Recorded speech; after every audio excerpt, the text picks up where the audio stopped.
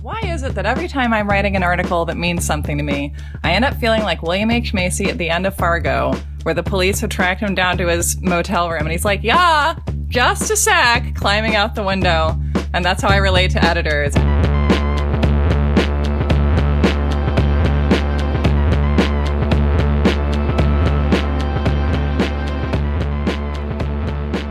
Welcome to You're Wrong About, the show where, without even meaning to, we find ourselves repeatedly asking straight men, what happened to you? And why do you continue to be like this? Is that the universal tagline? Is that the theme for every episode now? Well, I just listened to the Godfather episode, and that's definitely about that. And I think our episodes tend to be about the foibles of humanity more broadly. But since we're talking about American life, politics, and history, we do get back to the reactive woundedness of the straight male population quite often. I can hear the clap emojis between all of the words that you're saying. I am Michael Hobbs. I'm a reporter for the Huffington Post. I'm Sarah Marshall. I'm a writer for The New Republic and The Believer and BuzzFeed. And today we're talking about alpha males. Oh, God. What is the first thing that you think of? Like, what do you see on your little Homeland red string board when that phrase pops into your head? So until you told me this a couple months ago, I had no idea that this was like even up for dispute. I thought the situation was simply that like wolf packs, I guess bear packs, I don't know if bears are in packs. Sleuths. Yeah, like gorillas and chimpanzees and stuff. There's like an alpha male. There's like one dude who's at the top of the pecking order and everyone kind of bows before this figure. I mean, I also, to be totally honest, the first thing when you told me this, the first thing that I thought of was the How to Train Your Dragon movies, which I'm like totally obsessed with. I only see the first one, but it made a big impression on me. So the second one is about his dragon trying to become the alpha of all the dragons. All the other dragons just unquestioningly follow the alpha. So once you're the alpha, everyone else just does exactly what you say without questioning it. It's an animated movie about dragons, so it's like obviously exaggerated.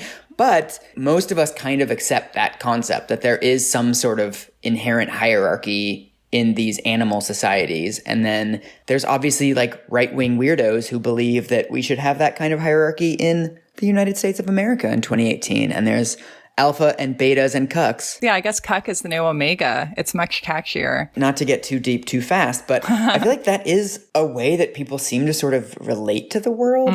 There's these kind of ubermensch men, and then there's like the follower men. Yeah. And then there's like this lower level of men that are just being humiliated by these like studly, brawny dudes. Yeah. I think that it is like a handy little Rosetta Stone for understanding the world for a large and potentially growing portion of the male population. This is just the way that they organize things. I think alphaness is something that does exist, but just not in the way we tend to want it to exist, like so many other things.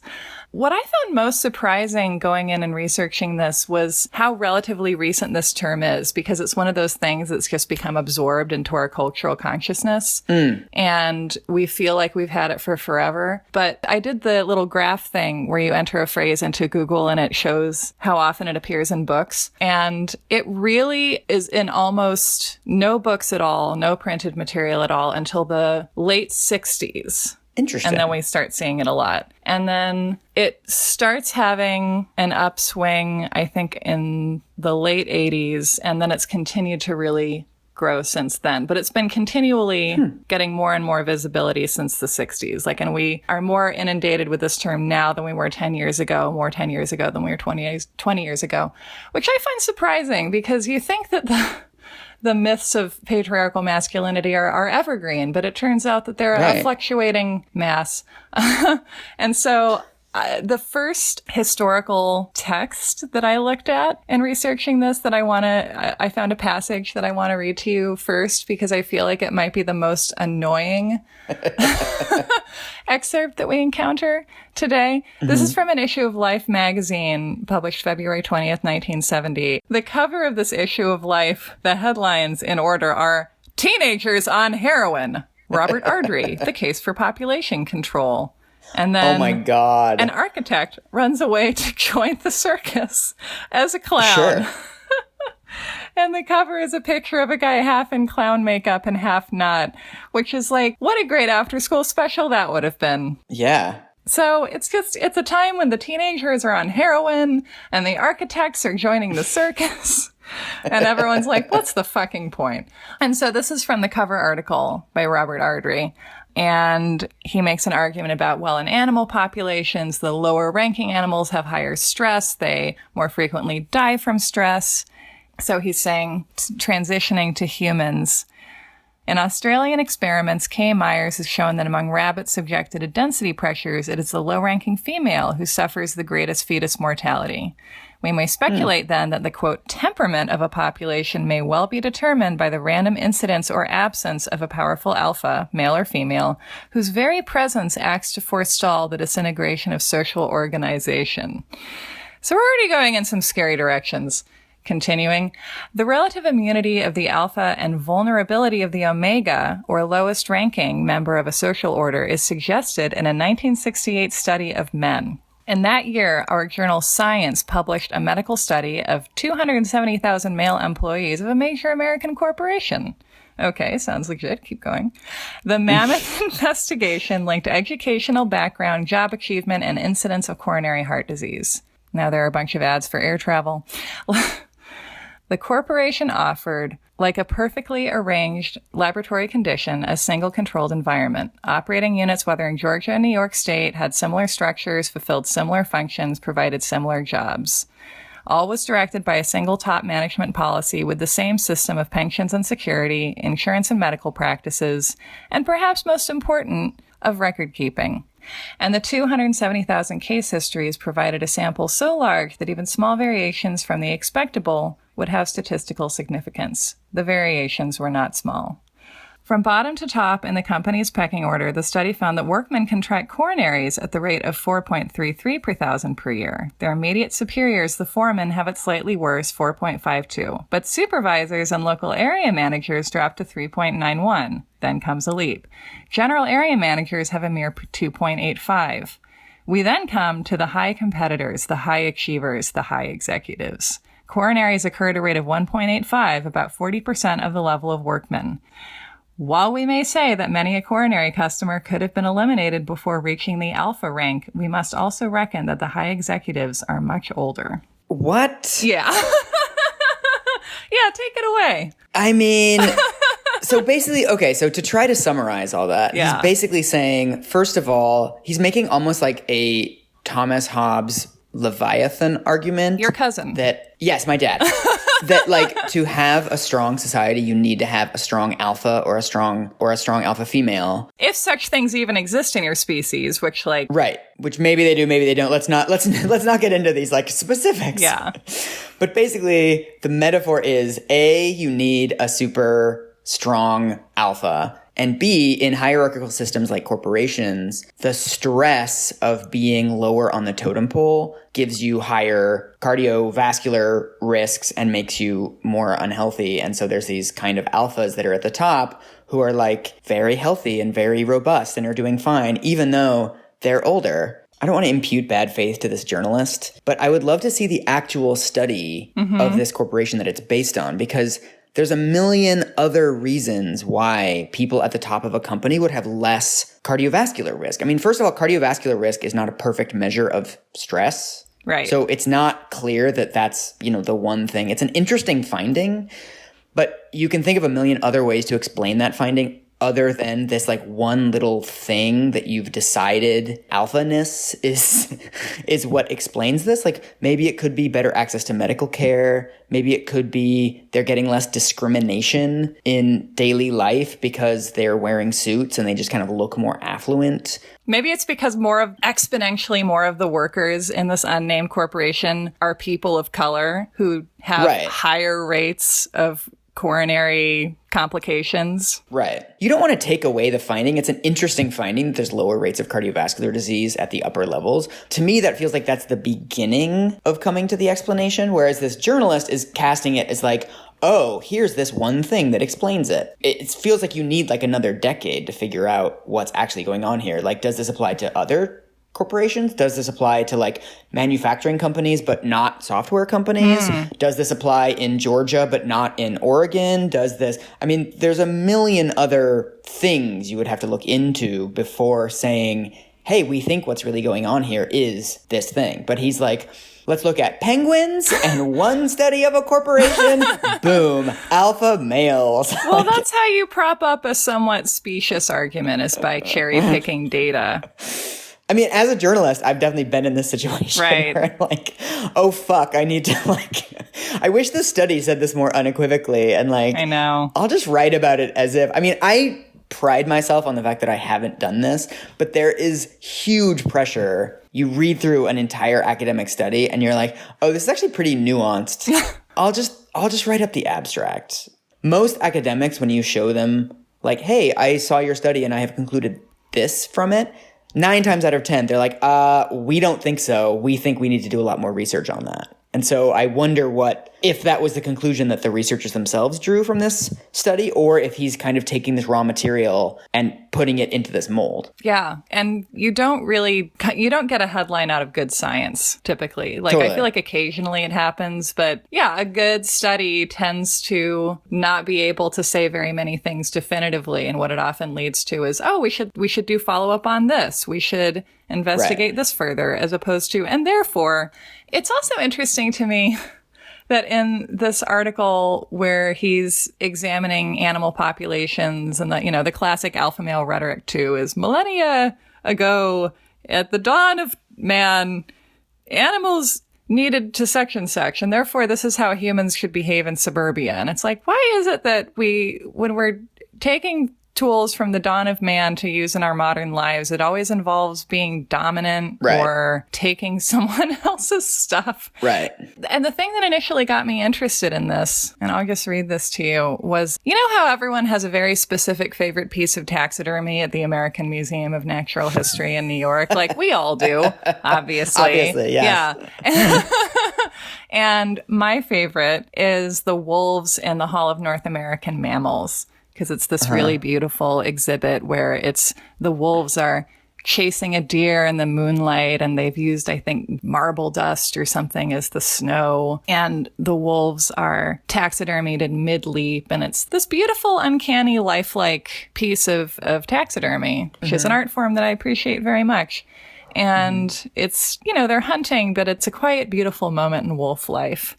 And the little plaque that accompanies it says, an alpha pair dominates the family. An alpha female will snap and snarl at lesser females to prevent them from mating, for only she gets this privilege. The alpha male is the chorus leader and decision maker, which I also really like it as a description. Because you're like, oh, wolves are Mormons, I guess.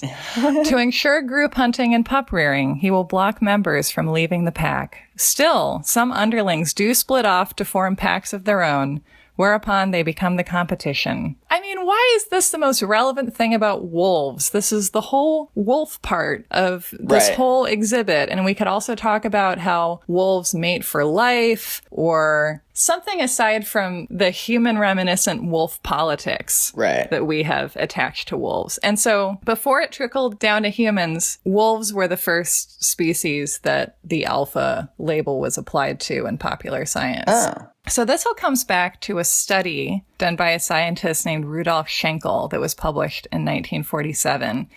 And he studied captive wolves in Switzerland, and then extrapolated from that to talk about archetypal wolf behavior. I wonder if that turns out to be problematic later. I don't know. Do you think that possibly that could skew the results?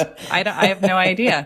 I also have come to mistrust studies done around times of societal upheaval, which, to be fair, there aren't any that don't have that. But if you're doing a study on animal behavior during World War II, and then publishing results immediately after World War II, I think that affected the kind of mindset, the kind of needs that people bring to the science. And so here's a quote from Schenkel. By incessant control and repression of all types of competition within the same sex, both of these alpha animals defend their social position. So he's saying there's an alpha male and an alpha female, and they're in charge, and anyone who tries to question that gets dominated and controlled and pushed back down. According to Schenkel, how are these alpha male and females getting to beat the alpha and maintaining their status as the alpha? Well, and let me see, I have another quote. The emotional reactivity of the dominant cub, the potential alpha animal of the pack, might be measurably different from the subordinate individuals. and it might then be possible to pick out the temperament characteristics or emotional reactivity of potential alpha or leader wolves and of subordinates. Furthermore, under normal field conditions, it seems improbable that timid, low-ranking wolves would breed. This is another author named L. David Mech, who published his own book on wolves in 1970, The Wolf, after studying wolves on Isle Royale, and then decided that his previous research was flawed and has been one of the leading voices of the sort of anti-Schenkel, the second wave of wolf behavioral science of the 20th century. Oh my God, I love tiny little debates like this, like debates within a field. Yes. Fuck you, Schenkel, like yelling at each other across a like Marriott ballroom conference thing. Yeah. Of like, no, you're studying them in captivity. My methodology is sound. They're like shoving each other. I just love this. Yes, debates and scholarship are the most delicious things. And especially when someone has written an article in the humanities on the antinomian controversy, where they have all these subtweety footnotes where they're like, this author wrote this in 1958, which my research suggests may have been based on a misreading of a primary source. And it's like, oh my God, when you're being catty about something that only 4 or 5 people would join you in cattiness about. Yeah. But yes, in the post-Schenkel world, the Schenkel and the Schenkelian belief is that, wolf cubs are born and show these dominant or submissive traits, and that it's an innate trait of the future dominant wolf cub to just be an alpha from birth.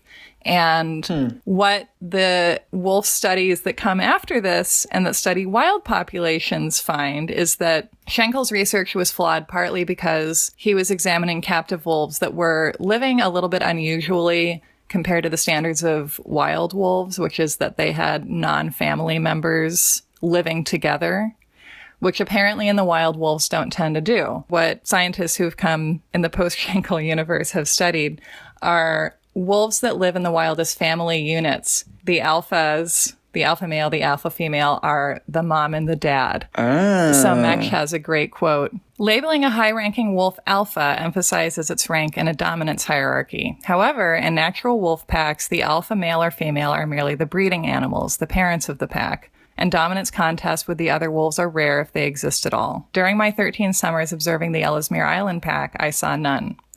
Thus, calling a wolf an alpha is usually no more appropriate than referring to a human parent or a doe deer as an alpha. Ooh, burn. Burn! I know. Call the burn unit. Take that, Schenkel.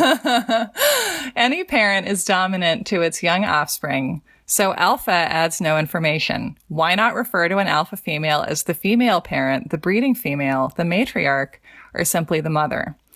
Such a designation emphasizes not the animal's dominant status, which is trivial information, but its role as pack progenitor, which is critical information. And then he adds, the point here is not so much the terminology, but what the terminology falsely implies. A rigid force-based dominance hierarchy. Wow. Yeah. That is some academic brutal shade. Yeah. Yeah.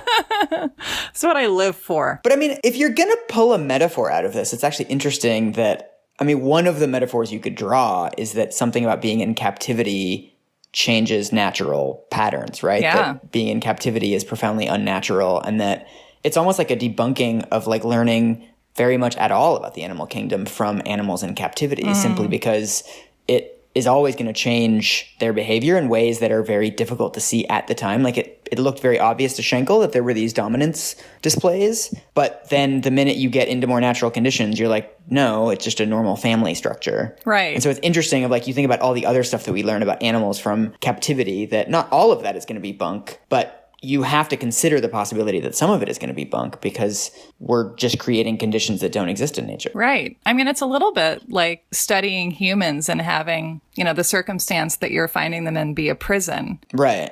Humans really like trading cigarettes for stuff. What a weird human trait. Wow, we've learned so much about humans today. Right. They love cigarettes. Yeah. And it's not true, but it's in a specific context. And so primatology as a field continues to grow. It's hard to understate how amazed Americans seem to be by all of our revelations about primates in the 60s and 70s, and Jane Goodall figuring out that the great apes are using tools and oh my God, and no one believed her. And when you look at that now and you're like, they have hands, like,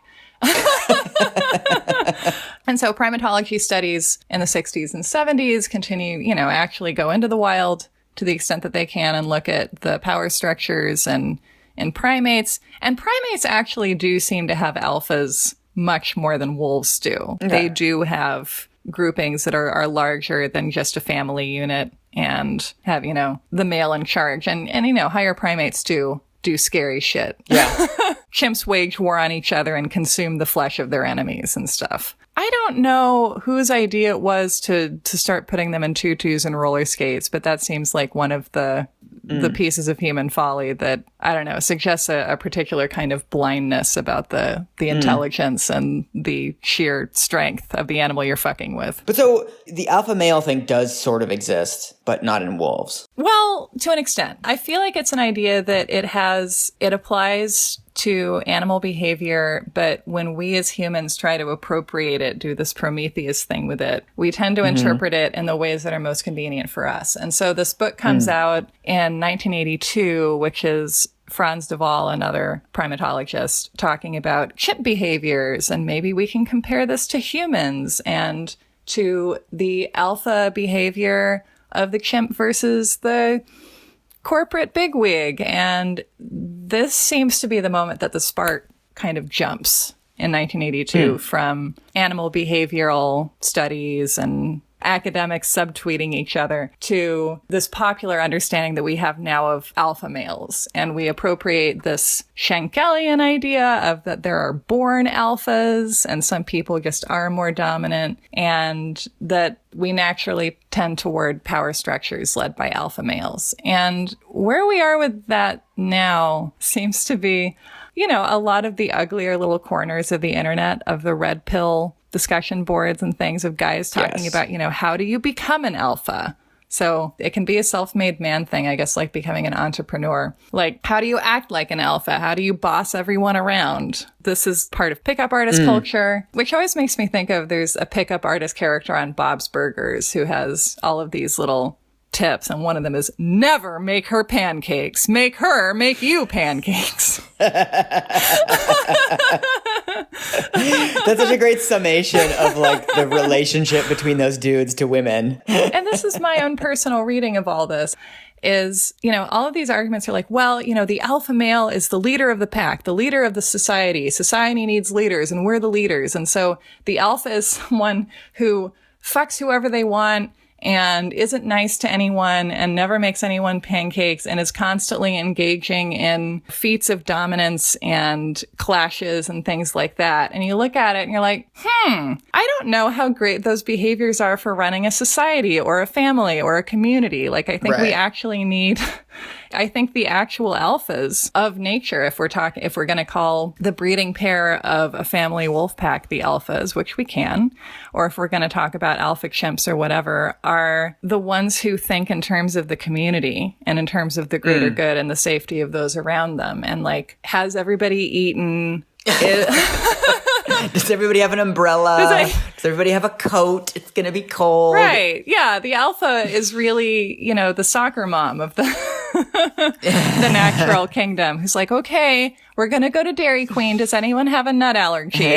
The alpha is the one who figures out who has nut allergies. They're not the person constantly pushing everyone around. I'm curious how this concept went from animals to humans, because animals exhibit an infinite number of behaviors, right? And there's only a few that were like, well, this one explains humans. Like, dogs eat each other's feces. I don't see anyone being like, oh, there's like the cuck eats the feces of the other cucks. Like, or, why is no one like, well, the male seahorse carries the fetus, so therefore... I think that this came along at the moment when the first popular science discussion of the alpha male begins with the wolf study immediately, carried out during World War II and published right after. And this is also the time during which corporate America is really rising in a way that it hadn't before. And our need for corporations and workplaces that comprise these vast hierarchical structures, the scale of hierarchy that most Americans interacted with as part of their job suddenly became so present and so inescapable. And we really started as a society to lose our grasp on communal living.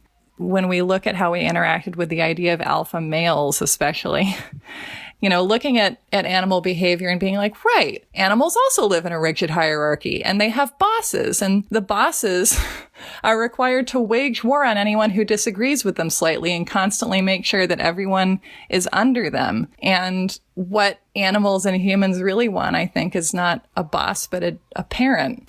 How did this get laundered into human behavior? Like, were there Time and Newsweek articles about like, hey, look at this thing that animals do, let's do it too? Yeah, I mean, the first real spark jump was with the chimpanzee behavior book that comes out in 1982 and that makes the link between chimpanzee and higher primate alpha behavior and corporate humans. And this idea of the alpha is the person who rises above the competition and takes control of the situations. And human society needs alphas because we're mammals and primates just like everybody else. And we just have this idea of, well, look, this is how humans organize themselves. This is our society and how it always has to be and will be. And so you're either going to be an alpha or you're going to be getting bossed around by the alpha. So if you can emulate and become the alpha, might as well.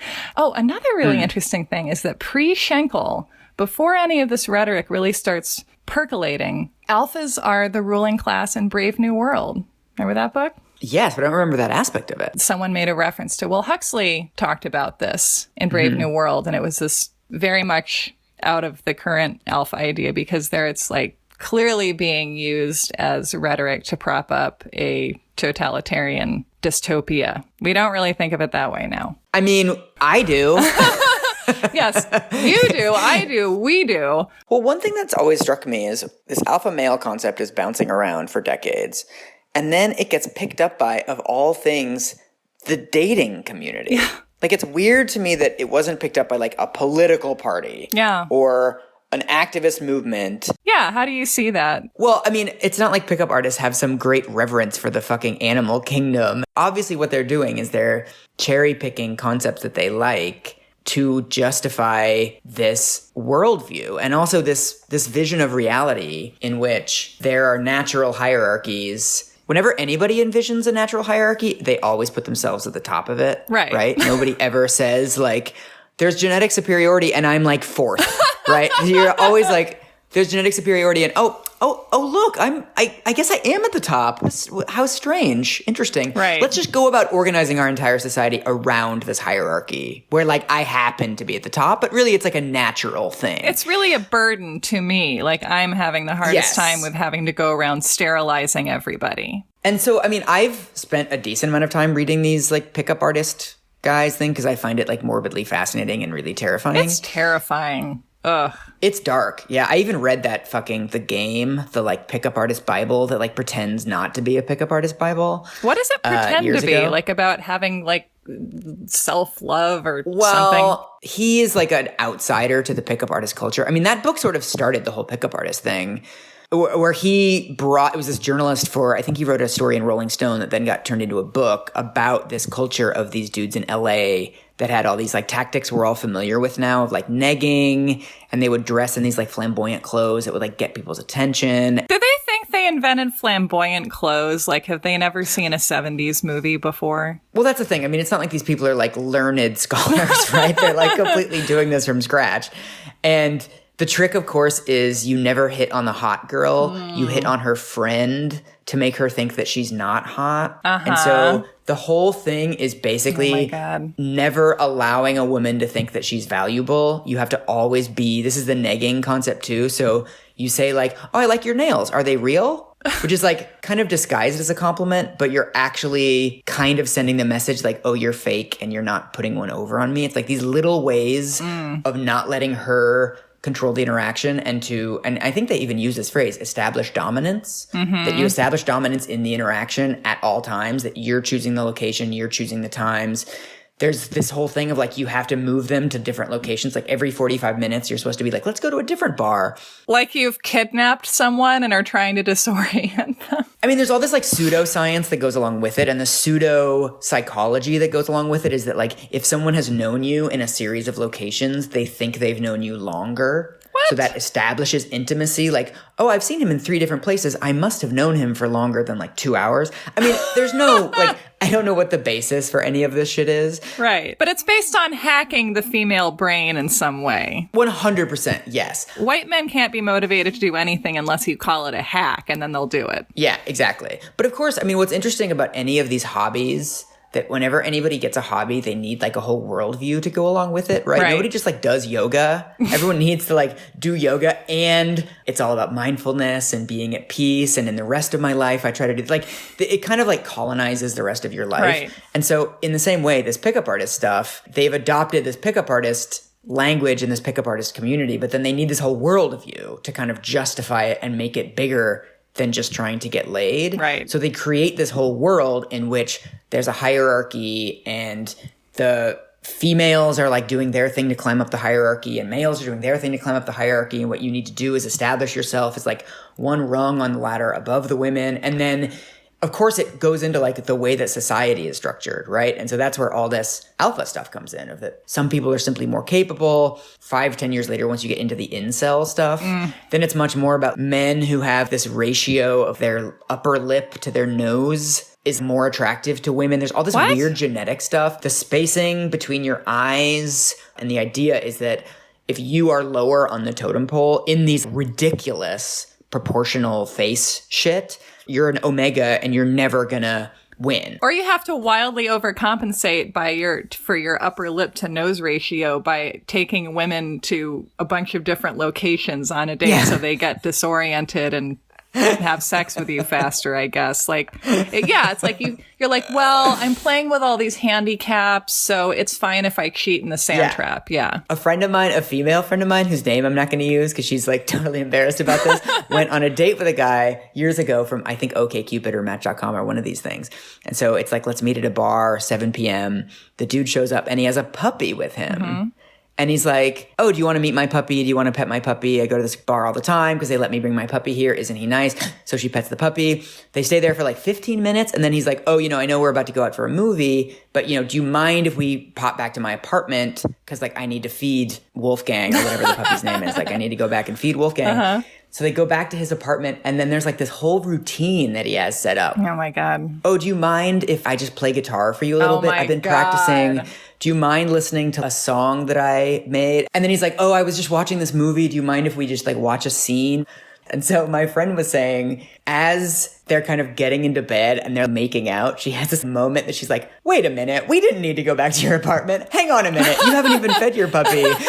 It all kind of clicks into her brain. Wow. And it became really clear that he had this like script that he was running through, and that he had probably done this like dozens of times before. And so between the making out and the sex stage, she was like, this is fucking weird. I'm going to go. And he was just like, okay. And just as if it was Groundhog Day and he had like tried 50 million other times. That's so insane. Coming into an interaction with another human being as if you're playing Halo. And you have to use all these little hacks and all these little tricks in order to hack into the mainframe. And then like you're cheating the casino by getting the slot machine to do a big jackpot for you. And it's, the competitive idea of dating, and how if you're trying to trick someone constantly, you can avoid the whole question of human intimacy because it's just a contest. Right. This is from a New York Magazine article. It says, across 3 studies, Laurie Jensen Campbell and colleagues found that it wasn't dominance alone, but rather the interaction of dominance and pro-social behaviors that women reported were particularly sexually attractive. Ooh, interesting. In other words, dominance only increased sexual attraction when the person was already high in agreeableness and altruism.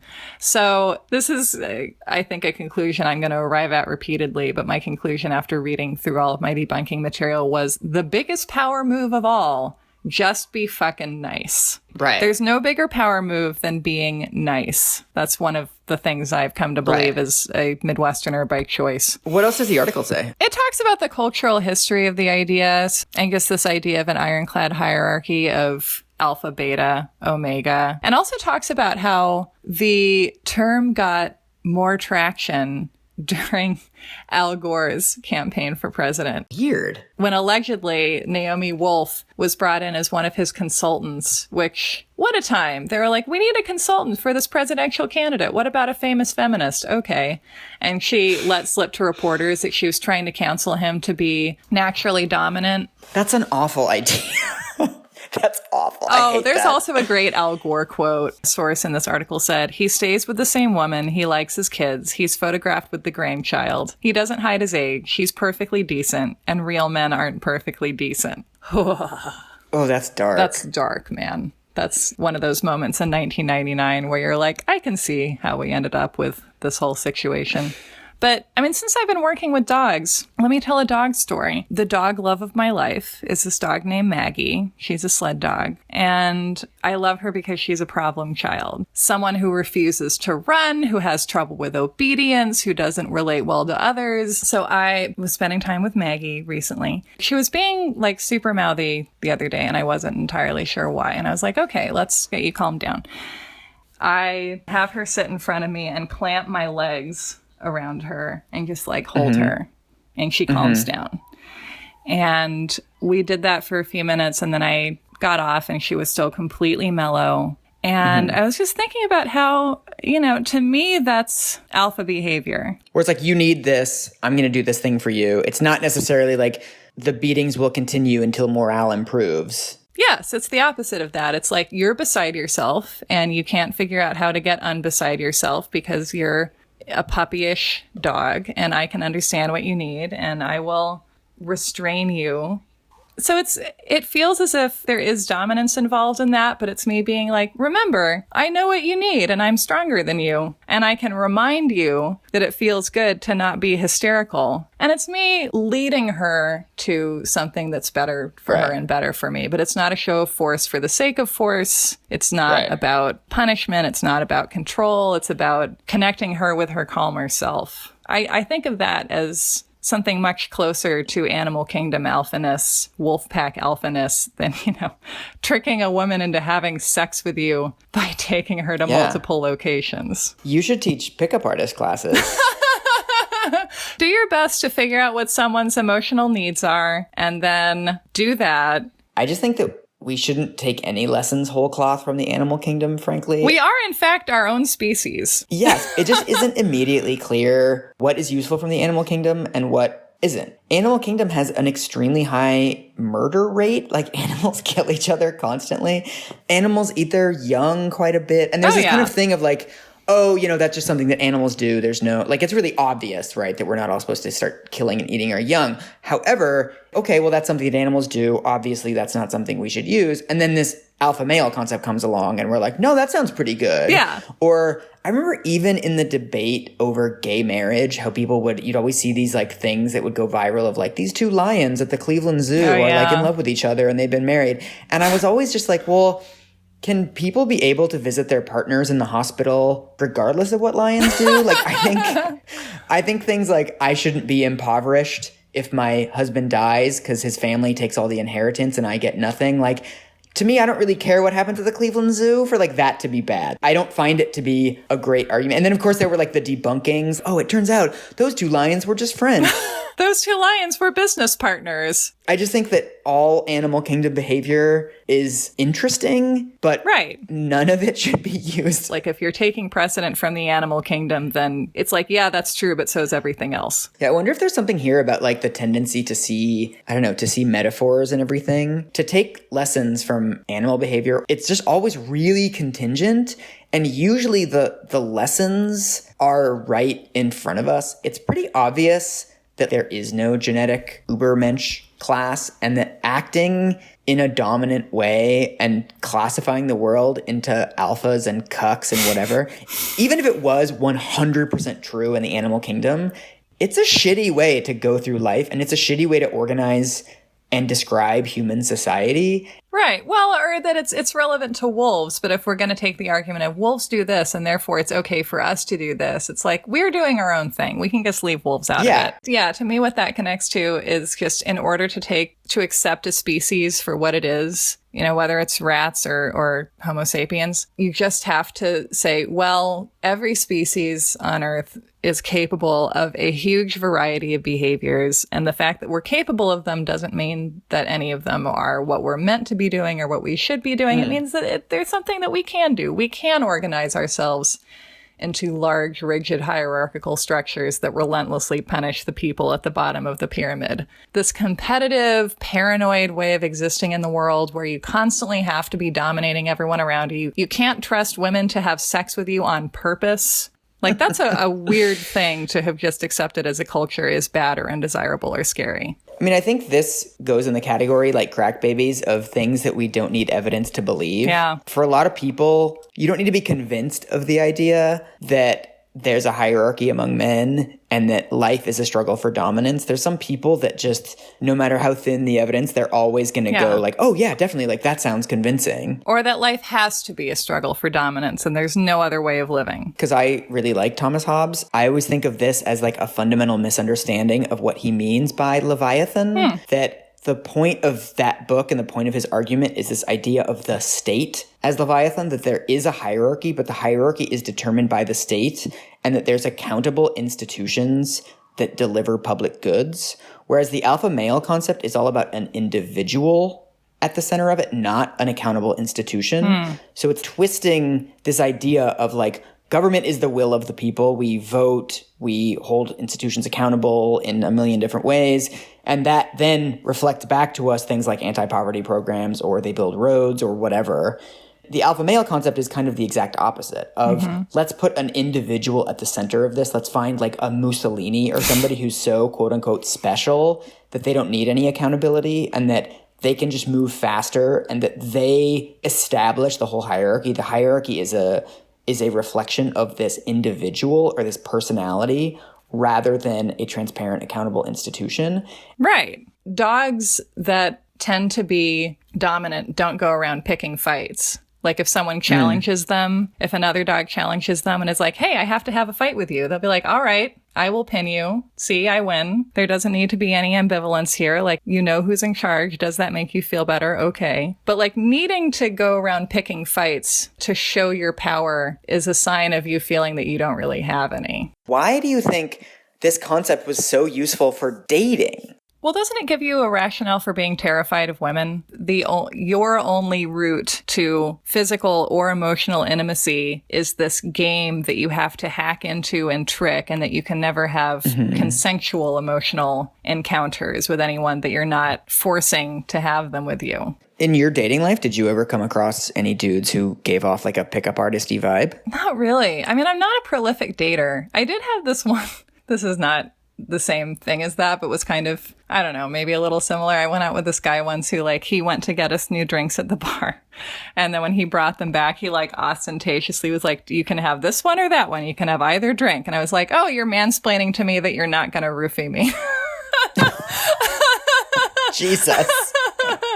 Which was like kind of a depressing moment because I was like, so the norm is that if you get me a drink, like you will drug me. And you're like, by the way, I'm not going to roofie you. Wow. Yeah, I feel like with straight people, every day is Yalta for us. Where it's like, the battle of wills. I had a thing once. Can I tell my alpha male story? So first of all, I've noticed at the gym, I go to a gym that's probably 25% gay people and like 75% straight people. And I've noticed that the gay guys and the straight guys look me up and down differently in the locker room. You're changing your clothes and other people are in there and they do the thing my friend calls elevator eyes, where they kind of like their eyes go up and down you and you can kind of tell that they're doing it. But I've gotten to the point where I can notice the difference. The gay guys do that and they're like, do I want to have sex with this person? And the straight guys do exactly the same thing, but they're like, can I beat this person up? Like, is this person a threat to me? I've noticed these little interactions sometimes with straight people where like they really need to establish dominance. First of all, like they need to establish that they know more about this thing than I do, that they earn more money than I do, that they're like more confident than me or something. And there's like this weird tension in the interaction. I've noticed this at like, I'll go to like random, like whatever urbanist happy hours or whatever. And there is this kind of weird tension in the relationship until they establish the dominance, right? Where I'm like, oh, I don't know very much about the train systems in Tokyo. And they're like, well, let me tell you, And then you can see them kind of relax. Mm-hmm. All of a sudden, it's like, it's safe for us to be friends. Always interesting to me, like, first of all, how palpable that is.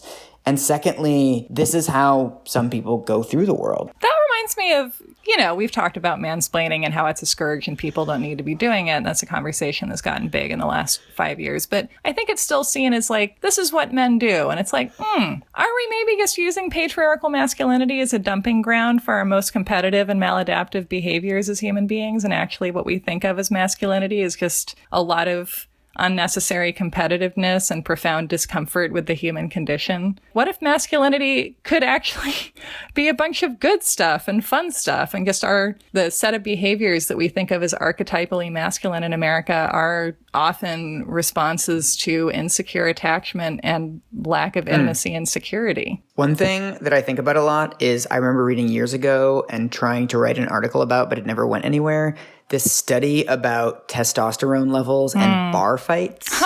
That if you look at different countries have different levels of drinking, obviously. And some countries have like more binge drinking patterns, like the Nordic countries. And some have they like drink a couple glasses of wine throughout dinner kind of patterns, like the Mediterranean countries. And what's really interesting is that the number of bar fights does not track the amount of drinking and binge drinking at all. That you would think countries with more binge drinking have more bar fights because people are more wasted. Sure. No. The bar fights are completely independent of the amount of drinking. And the idea is that we tell ourselves that because drinking spikes testosterone, when you're drunk as a man, your testosterone about doubles. And as a woman, your testosterone goes up around 400%. Wow. So when women are drunk, they have as much testosterone in their system as men do all the time. I mean, when I think about how horny I get after 3 ciders, yeah, right? That's rough. I'm sorry. The hypothesis of this article was when women are drunk, they are as horny and violent as men are at all times, but we are just way better trained in how to deal with it, right? How to sublimate that or take a cold shower or whatever everybody does. But women, it just like bursts through. And so, then the Girls Gone Wild industry benefits from all that. Yeah, exactly. But what's interesting is this double. So for men, it doubles. Men testosterone doubles. But you would think that would cause like a pretty consistent spike in bar fights and just random drunken violence. But no, there's certain societies where men getting drunk is seen as like a really nurturing, like there's a lot of Polynesian societies that have alcohol and have had alcohol for like hundreds of generations. But it's seen as like you get drunk and you're in the like, I love you man stage, basically, that like that's what alcohol is seen as. Alcohol isn't seen as a driver of violence. It's seen as a driver of kind of embarrassing displays of intimacy. Yeah. And so the hypothesis of this article, and I haven't been able to follow up on it, was that bar fights and violence while drunk is learned. That in certain societies, we're given the message that fighting is what you do when you're drunk. And we somehow internalize that. Like, oh, I'm drunk. I'd better like see these threats to my masculinity, or it's exaggerating these smaller currents that are already there. And that's what becomes these bursts of violence when you're drunk. Yeah, or again, like that alcohol functions like animal kingdom behavior. We're like, well, we're drunk, so now we have to get violent and aggressive. And it's like, you want to get violent and aggressive. And also that behavior is somewhat expected or rewarded, right? That there's certain cultures that kind of see it as inevitable bar fights, when you can imagine a culture, 200 years ago, like duels were a natural thing that happened in the world. Like, oh, we're going to take 20 paces and shoot each other. That was like, oh, it happens. Right. Shruggy. But then eventually they're like, no, that's actually socially constructed and we actually can get rid of that if we want to. Yeah, we did get rid of duels. That's a silver lining. We don't have, designated dueling areas anymore. I read an article about that years ago that it was the wives of prominent men got together and organized like a boycott of duels and basically got rid of the pride. The women were like, this is ridiculous, you guys. Let's not do this anymore. And I'm sure everyone thought that they were members of the nanny state or whatever they were calling it then. Totally. Just, how can men be men if they can't shoot or stab each other to death in an alley? Right. But I guess, the argument is that other forms of kind of masculine violence, I guess from domestic violence on down, are also constructed in the same kind of way that like we have decided that this is a normal output of drinking levels or of masculinity or whatever, but we haven't seen them for like how constructed they actually are. Yeah. We can kind of do whatever we want. We do not have to continue to behave competitively and individualistically and say we have to do it. We have to do it because the birds and the bees and the wolves and the monkeys and Thomas Jefferson did it. We can actually make our own choices. I just think we all need cuddles from wolf mommies. We all need cuddles from wolf mommies. It's a much better alpha situation. Yeah. Yes. One loving alpha wolf mom at a time. That's how we heal this great nation.